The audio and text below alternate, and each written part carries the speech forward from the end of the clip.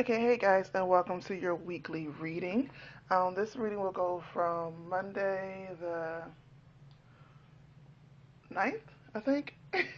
Monday the 9th to Friday the 14th for Thursday or whatever. I have the date straight in the title. So, let's get started. Like I said, I am learning tarot, and what I am noticing with tarot is that I'm not really liking the information online, and I keep misplacing the book. And even with the book, I'm not really too liking. I wasn't too liking what the book was saying. What was it? The Empress I looked up, I think, before I last lost the book again. Um, and I wasn't too. Was it the Empress? It was either the Empress or the High Priestess. One is, I think it was the Empress. And I was looking at the information, and I wasn't too. I'm sorry that the camera's doing all that. I hope it don't give you a headache. But I wasn't too pleased with information, especially when you start looking around the other sides of it for the symbolism. So anyway, for this week, the tarot card that was pulled is the Sun. And yes, I'm including all cards. It just seems that I'm having to be pulling a major arcana a lot. But the tarot card for this one is the Sun. So we're just looking at the card. I noticed first of all that this down here is Pisces, and this over here is Quoth, Quaff. I don't want to say it wrong, but depending on the translation that you look up, it's either the eye of the needle or the ear. Now, the way that I remember it when I was learning it from my studies, this was the eye of the needle, which both of them make sense in this particular case if you just go by the symbolism of the card alone. You have this little circle thing here, but if you look closely, that little circle looks like a snake, but it's enclosed. You can't see the face, you can't see the tail. So anytime that happens, that's basically saying more so the Kundalini energy is open and it's flowing and is the energy is up and going when the snake is biting its tail, even though you can't see it, but it is an enclosed circle. And then you have the man and the woman who are both naked. And even though I hope this doesn't disturb a lot of y'all because they're naked, but the symbolism in nakedness is that you accepted your truth, you accepted everything. There's nothing false about you. This is who you are. This is what you came to be, and that's basically it. There's just you're embracing all truth, all knowledge, all wisdom. That's more sort of symbolism behind being naked. There's nothing that's hidden from you, and there's nothing that you are hiding. So, but then they have this. Now this part right here with the brick wall and the sun actually throws me off when you understand the true meaning of this or the true meaning of Pisces, because when you get to the true meaning of this, even if you go by the inner ear, it's an inner listening, it's an inner knowing.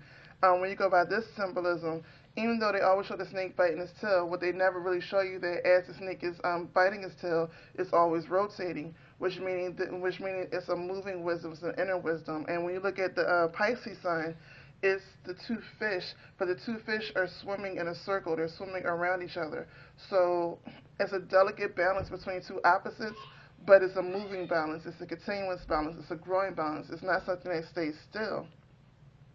So with that, to more accurate, this sun should be down a little bit where it shows the wall blocking half of the sun, which will show that delicate balance of the male-female energies once you get deeper into symbolism. Because actually, the eye of the needle, the thread going through the eye of the needle, which will be a more accurate picture of this, is actually a symbolism for the phallic or penis, whichever you want to call it, in the vagina or the yoni of the female, and it's showing the delicate balance of both energies coming together to create. Now, also, if you notice that the way they're standing, it looks like they're dancing. So it's supposed to be movement, and it's supposed to be a delicate balance between the two energies. And when that delicate balance is there, and it is a very delicate balance, because notice they're right in the middle of the sun. And when that delicate balance is there, and you have that balance between your logic and your heart, your spirit and your mind, soul and body, whichever two you want to call it, then you can grow. Then you can move. Um, then you could do other things. So for right now, I'm gonna say that this card is. Um, it could be for relationships because it is the two people. But if you want to go deeper with it, to me, it's more of a delicate balance that's there. that's keeping everything in place. You can't sway one step to the left, one step to the right. As you see, they're in a circle, and they're keeping this balance, but they're moving within a circle. So, the room that was picked for this week is Lagaz. And Lagaz is all about movement just beneath the surface. It is the womb. It's all about water. It's all about the unconscious mind. So it still goes with the card that was picked for this week. So let's get right into the reading. I have the Jackson 5 in my head. Don't ask me why. Okay. So the first card is summon, and what summon? So summon what? Summon creation. The high priestess of fire is all about creation, creating. So you want to be creative. You want to get, even though you want to be creative and you want to summon creation and you want to summon the things that you need in order to create. At this point, you need to be a little bit more rigid. You need to get a little more structure. If you're going to, if you're going to, I don't know why my mind is what Blake when it came with examples. Wow. Okay. I will come back to that, but you need a little more rigid, a little more structure, and with that, you're going to need strength to follow that rigid or structured path. If you're going to start your own business, there you go. If you're going to start your own business, then you need structure. You can't just say, "Oh, I just want to start my online business selling candle wax." Okay, first of all, you need more structure. You need to know the different type of candle waxes. Which one is which fan base are you going for? Are you going for a natural base style like more of the soy candles? Or other natural candles. If you go with the beeswax candles, how was the beeswax collected, and things like that.